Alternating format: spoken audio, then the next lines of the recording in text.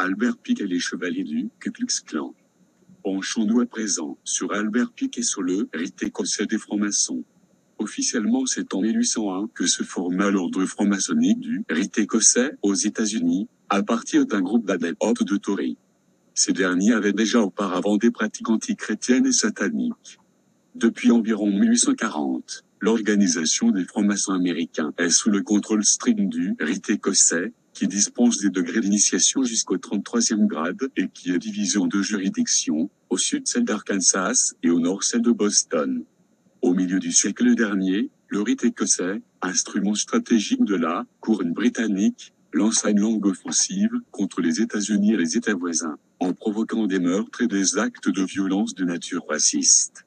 L'occupation américaine du Mexique, pendant la guerre mexicaine, 1846 à 48. La rébellion des esclavagistes, 1865. La guerre civile américaine et la campagne du Ku Klux Klan contre la reconstruction des États du Sud, 1807 à 79, en furent les événements les plus importants.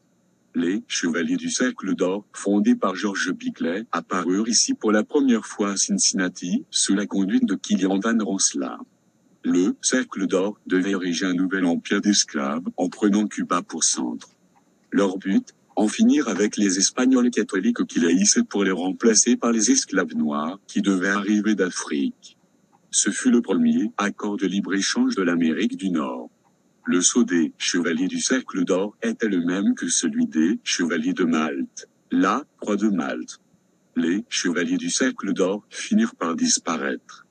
Albert Pike fonda en 1867 à Nashville l'ordre des Chevaliers du Ku Klux Klan. Il fut le Grand Dragon et, par conséquent, le chef du Ku Klux Klan, en grec, qui clôt égale le cercle. Et voilà donc que réapparaissaient les Chevaliers du Cercle d'Or. Le KKK utilise aussi la Croix de Malte comme emblème, on trouve à sa tête d'éminents francs-maçons.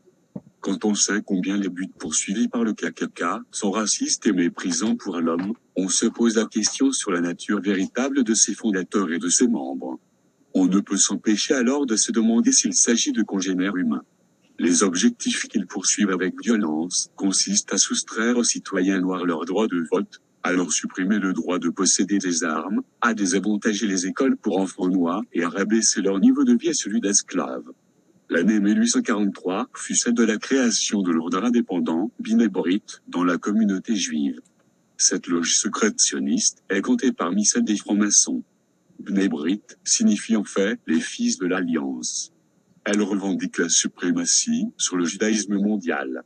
Bien que la plupart des loges de cet ordre étaient dans le nord des États-Unis, le B'nai B'rith se déclara ouvertement aux côtés des confédérés. Beaucoup de porte-paroles de cet ordre dans le Nord soutenaient avec force l'esclavage et continuèrent, même après la guerre civile, à œuvrer avec les confédérés dont ils partageaient les buts. Remarque sur la situation actuelle.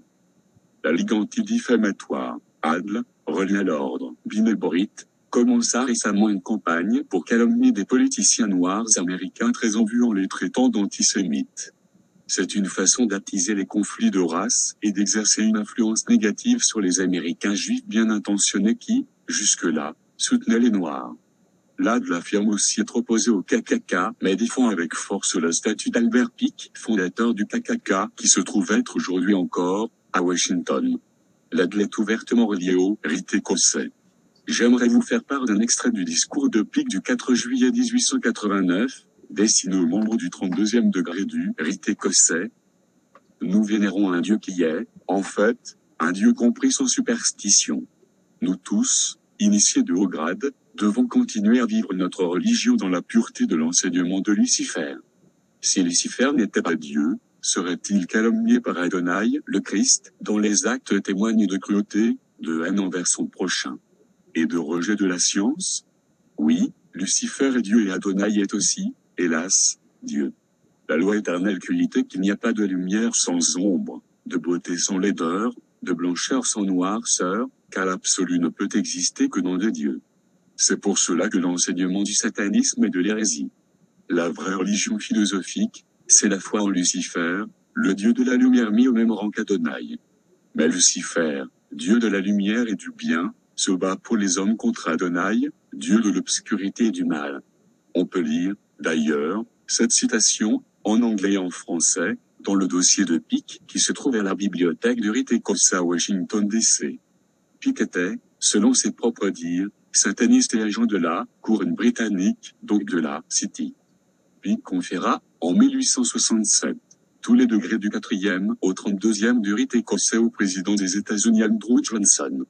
39 jours après que le président Theodore Roosevelt, également raciste, anglophile et franc-maçon, eut accédé à sa charge, le monument d'Albert Pick fut installé à Washington, il s'y trouve encore. Remarque sur la situation actuelle. Nous constatons que dans un ordre hiérarchique personne n'a de libre arbitre sauf le dirigeant ou le supérieur. Pour accéder à un degré supérieur, la personne concernée doit exécuter les épreuves qui lui sont imposées par ce grade. Un exemple. Je montre au postulant d'un degré supérieur un livre blanc, mais je lui ai dit qu'il est noir. Ensuite, je lui demande quelle est sa couleur. S'il répond blanc, il a échoué. S'il répond noir, il est admis au grade supérieur et reçoit de nouvelles épreuves qu'il devra exécuter docilement en faisant abstraction de sa volonté propre. Vous rendez-vous compte que toutes les hiérarchies du monde sont construites selon ce principe? Que tous les systèmes scolaires, presque toutes les religions, y compris la religion chrétienne, islamique, hindoue, bouddhique, les mormons, les témoins de Jéhovah, les scientologues, etc., sont calqués sur ce même principe?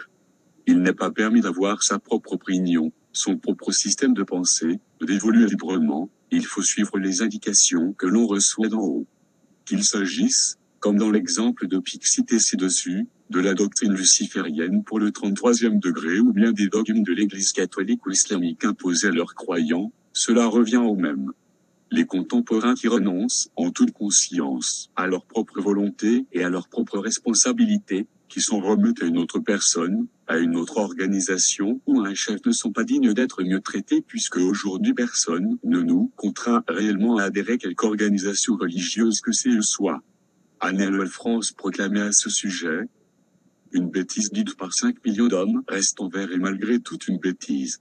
Remarque sur la situation actuelle, concernant le président Bill Clinton, ex-gouverneur d'Arkansas. Le journal Nos Solidarito nous informe dans son article sur le Ku Klux Klan que le prêtre W.0 Vogt était un franc-maçon du 32e degré du rite écossais. Maître du soufflet royal, il fut le maître spirituel et le père adoptif de Bill Clinton et coopéra avec lui.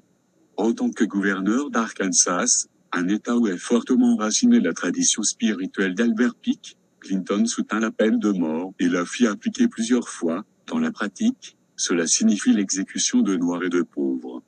Ainsi que le fils de Vogt le déclarait récemment, Clinton et Vogt ont la même conception religieuse qui permet de tuer des prisonniers et des fœtus, spécialement d'enfants noirs. Clinton est aussi membre du Conseil des Relations étrangères, CFR, de la Commission trilatérale, des Bilderberger et membre à vie de l'ordre des francs-maçons de Molay. Jacques de Molay était le grand maître des Templiers, qui fut brûlé le 11 mars 1314 à Paris.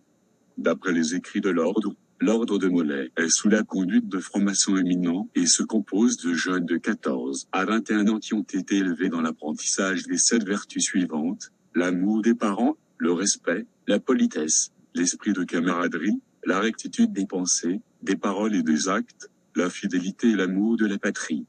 Il reste à savoir si cela correspond à la vérité.